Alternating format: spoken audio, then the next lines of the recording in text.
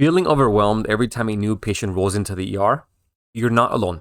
As a new ER nurse, it's normal to feel anxious or unsure about what to do next, what to do in each step when a new patient arrives. In this video, I'll share exactly how to keep it simple when a new patient comes into the ER so you can avoid freezing up. By the end, you should feel a little more confident and ready to tackle any patient that comes your way. So, let's talk about managing that stress and anxiety when a new patient rolls in. As a new ER nurse, it's completely normal to feel overwhelmed or to freeze up. I've been there, every new ER nurse has been there. What helped me was realizing that every patient follows that same basic process. Sure, emergencies are fast paced and unpredictable, but once you internalize these steps, you're going to feel a little more in control. So, when it comes to new patients, it's easy to feel overwhelmed, but the truth is, we follow the same steps every time. Of course, the key is always going to be the ABCs, airway, breathing, circulation. But from a nursing perspective, it all starts with the basics and sticking to a simple plan. When a new patient arrives, your job is to get the patient on the monitor so you can get a set of vital signs and get a quick look at their ECG. Then you have to place an IV so you can draw labs and give medications, because without an IV, many of the life-saving interventions we perform cannot be done.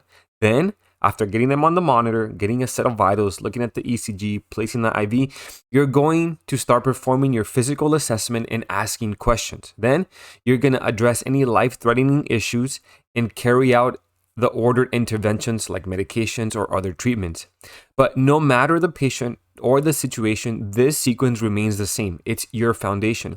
So the next time you feel like the anxiety is creeping in and you're about to freeze up, ground yourself again by focusing on these steps. They're going to guide you every time.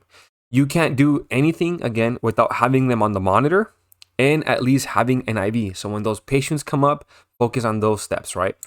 And then when it comes to addressing the emergencies, you need to also keep it simple and not overwhelm yourself in the beginning. If it's an airway issue, suction, head tilt chin lift, jaw thrust, so forth. If the patient's hypoxic, provide oxygen.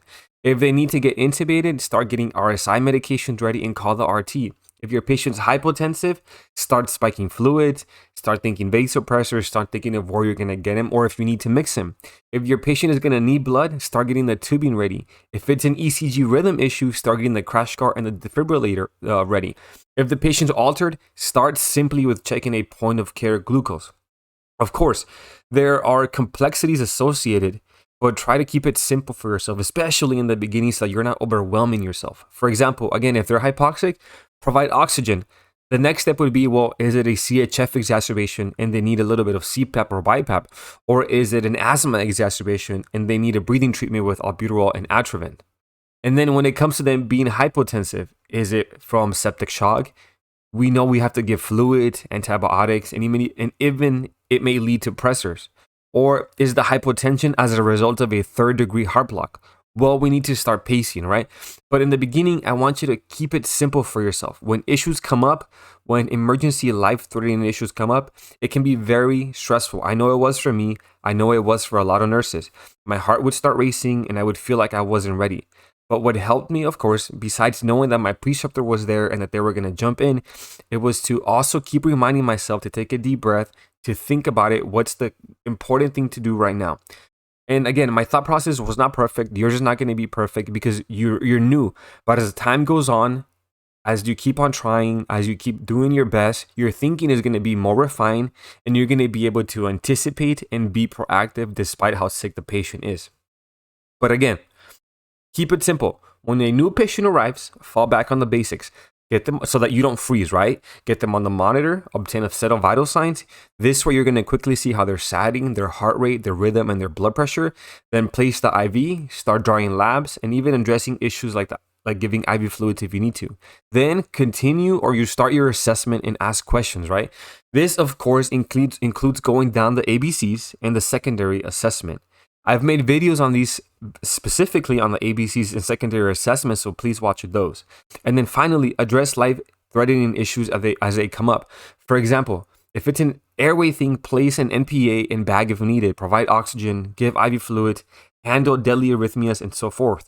But don't forget the basics when a new patient arrives so that you don't freeze and that you know what to do. I know it's stressful, but again, your job is just to get them on the monitor, start getting a set of vital signs, place the IV, start doing the assessment, going down the ABCs, and addressing life-threatening issues as they come up. This approach will help you stay grounded no matter what comes through the door. Over time, you're going to build confidence in managing even the most challenging patients. Remember, one day at a time, one patient at a time, stick to the basics, and everything else will come into play. And then, by the way, if you're finding this helpful and want to save time and energy with mastering the chaos of the ER, check out our book and course. They are packed with everything you need, including foundational material, quizzes, and practical tips to help you feel more confident and prepared in the ER. You can also join the channel as a member and gain access to the course by clicking the join button. You can find the links in the pinned comment and a description text below. And as always, teamwork makes the dream work. And here at Emergency Chaos, we are proactive, not reactive.